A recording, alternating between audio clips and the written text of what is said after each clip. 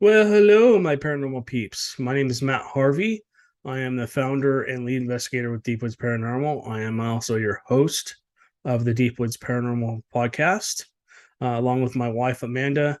We've been investigating the paranormal for close to 30 years now. She does a podcast every Wednesday. She does Amanda's Ghost Stories. I do a podcast every Monday and Friday. Essentially, Mondays podcast is basically anything goes.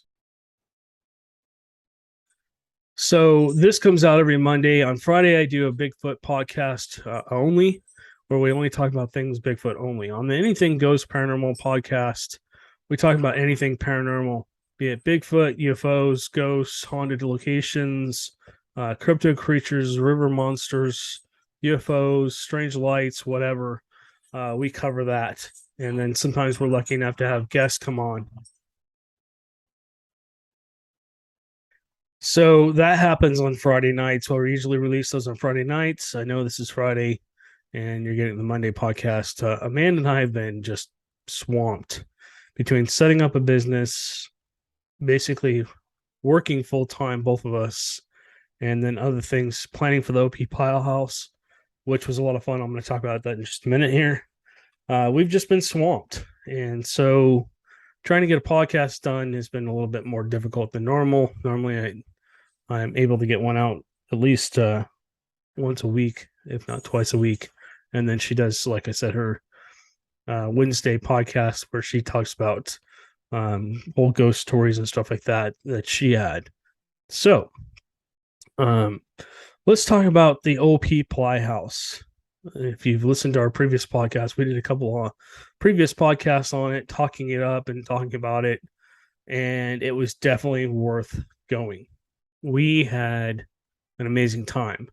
We not only met with other investigators that were there investigating the house, we got to stay afterwards after they left and actually spend the night and basically investigate the whole house by ourselves without any interference of anybody else. So, what happened was we started out with podcasts. We were going to go live, and we did for a little while on YouTube, TikTok, and Facebook until Facebook essentially wouldn't let us go live for some reason. They just would not let us do it. I don't know what was up with that. I don't know. Facebook and I don't really get along.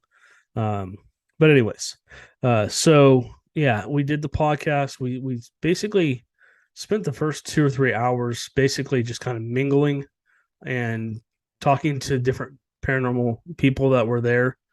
I say paranormal people. There was teams, there was people, there was you could tell there's more scientific side represented, which is us, and a few other teams were also very scientific, which is awesome. You had the medium side where people basically didn't use any gear and basically were communicating with whatever was there, and that was really cool to see and get information from them about what questions we should ask and stuff like that. Always good to have a medium with you if you can. We have a couple of friends that also come with us from time to time on different investigations. And basically, sometimes we we won't have that. We'll just go in and try and debunk everything and go from there. But anyway, so that's usually on private investigations. You guys probably won't see any of those investigations unless the client wants us to show it, which 99% of the time they don't want their information out there or anybody seeing what's going on in their home, because they're unfortunately afraid of essentially being ridiculed or made fun of or whatever, and that's terrible. Anyways, getting back to the OP Pyle House. So the first 2 or 3 hours after we were done mingling with people, they started their investigations. It was really cool because the house is so large. There's two houses. There's a house and there's a bunkhouse in the back.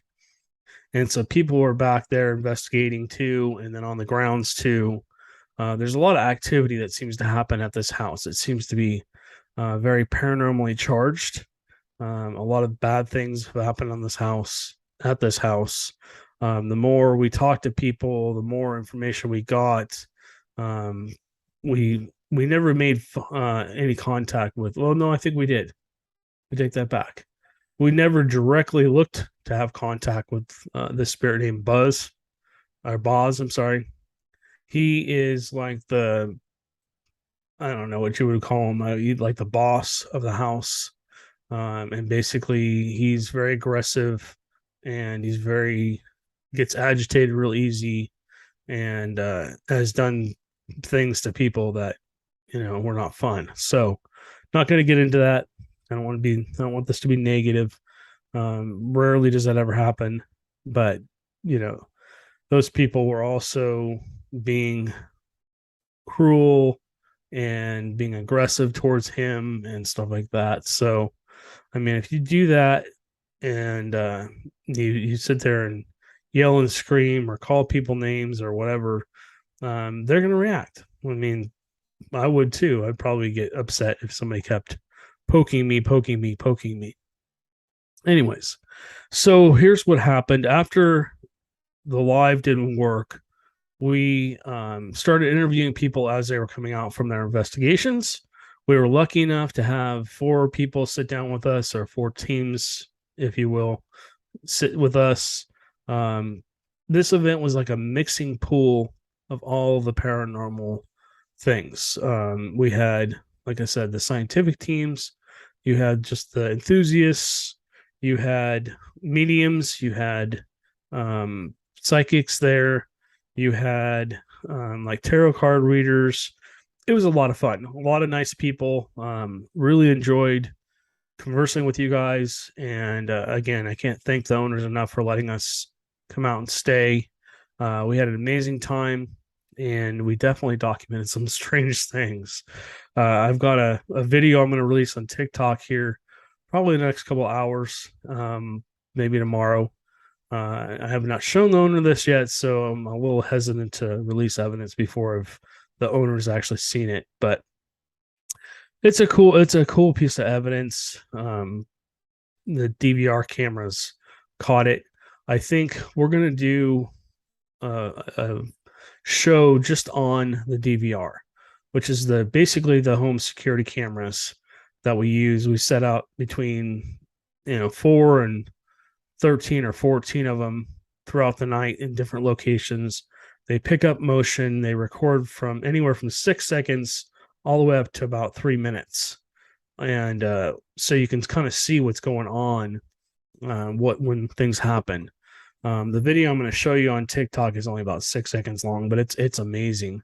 What I'll probably do is attach the before and after so you guys can see that nothing was being messed with, and nobody was in there when that happened. I don't want to get into too much detail, but so we interviewed 4 paranormal teams, or 4 paranormal people, I should say. So we're going to be releasing those every Monday for the next 4 weeks. On week 5, I'm going to hopefully have a conversation with my friend Terry. He actually spent most of his night out in an area where 2 of the previous owners were buried under the gazebo, and I want to talk to him about his experiences there. I don't know if he had a chance to go through the house and try and communicate with anything, but I know he's investigated there before at the Pyle House, and so he's got stories. And then he was staying at a haunted location across the way, the old hotel that basically was just recently re-renovated and reopened. And before that, it was basically falling apart, and it was going to go into a demo if they had basically come out and said, "Hey, we're gonna upgrade this." So, all right. So, like I said, and then the last interview we're gonna do is with the actual owner. We're gonna do an interview with her and have her talk about her experiences, which will be fun because she's been there for a long time. She lived there for a long time, and then she can tell us about any other experiences we didn't hear about. And then at the end we'll sit down and we'll present all of our evidence to her, and you can see her reactions and see what and ours too. Some of the evidence we've caught so far is like, what in the world? I don't want to get into it. All right. So I had, I'll just talk about my personal experiences because they may not make it onto the YouTube channel show. Um, when we first started setting up, I went into the bathroom downstairs and was actually washing my hands, and I saw something in the mirror behind me look like a person, just looked like almost looked like a woman in a white wedding gown. And I turned and I physically saw her, and as I saw her, she just disappeared. And I didn't know what to think about that, so I started asking questions after I got out of the bathroom. I guess somebody else saw her too. One of the mediums had seen her, and I guess it was Mrs. Pyle. She basically still lives in the house. I thought it was the nanny, maybe, but the owner, he showed me a picture of her, and it looked very, very similar. Oh, yeah, he had an old time picture of her. So that was really cool. As I was setting up the DVR cameras, and there's a lot of bedrooms and stuff in this place. I was upstairs. I think I was in the second or third bedroom, and I just felt like I was being watched. And another investigator walked in, and we both turned at the same time and looked out the doorway, and there was a person there, and then they basically started walking away from the door and disappeared. And I asked him, I thought, I'm thinking to myself, okay, did I really just see that?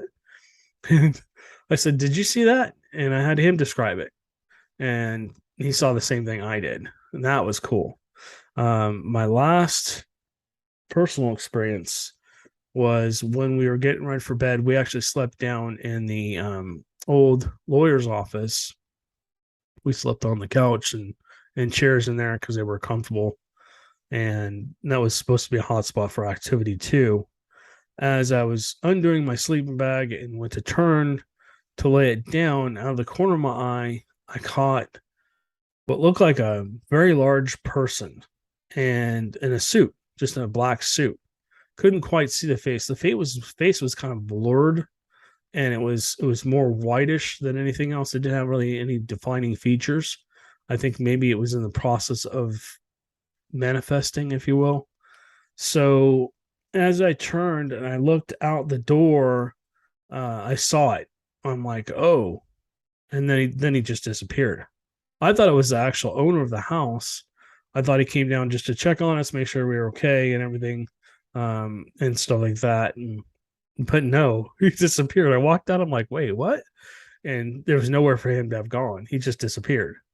Um, what's interesting is we caught something on video through the front door because it's a glass front door. You can see out the window. We caught something walking by out there, and I have a video of me walking by. I'm about a foot and a half, 2 feet lower than the top of the door. I'm 6'2".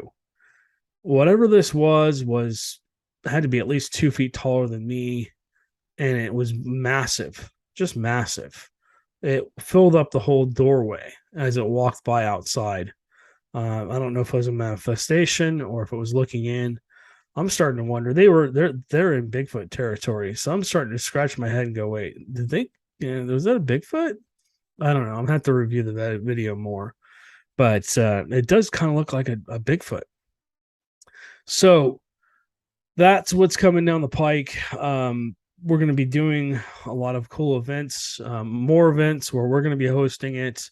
Amanda and I are going to try and get to the point where we're hosting an event at least once a month for people to come out and investigate locations with us.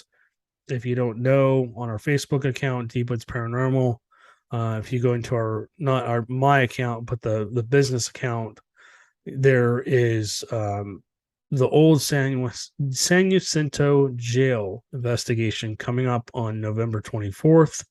Essentially, what we're going to do is it's $30 a person. We're going to make a good sized donation to the jail for allowing us to basically be there. And then the rest is basically just going to cover our expenses. But essentially, what we're going to do is we're going to investigate not only the jail, we're going to have access to the old schoolhouse. We're going to have access to the old post office, and we're going to have access to the train depot, which is really cool because I work for Union Pacific now, and so the more I talk to engineers and stuff like that, the more I basically learn the lingo and the more I've been able to communicate with whatever's over there. So that's an ongoing investigation at the old jail. We're going to be continuing to investigate over there. If we have a good turnout, we'll set up another event where you guys can come out there. There's no air conditioning or anything, so we have to do those events when it's cooler. But we're always looking for venues to either come podcast at or to, like we did with the Pyle House. And then if it's haunted, we'd love to stay and investigate with you. Well, that's something that a lot of people don't know. We investigate with our clientele, be it if it's a private home, a business, whatever. We investigate with people that either work there, that manage it, or they're the owners. And if they're willing to stay. Bigfoot as well. If you've experienced Bigfoot activity, we take you back out to the locations where you've experienced Bigfoot activity, and then we essentially will, try and communicate with the Bigfoots and take away some of that fear. Because I don't think Bigfoots, I think they get a bad rap.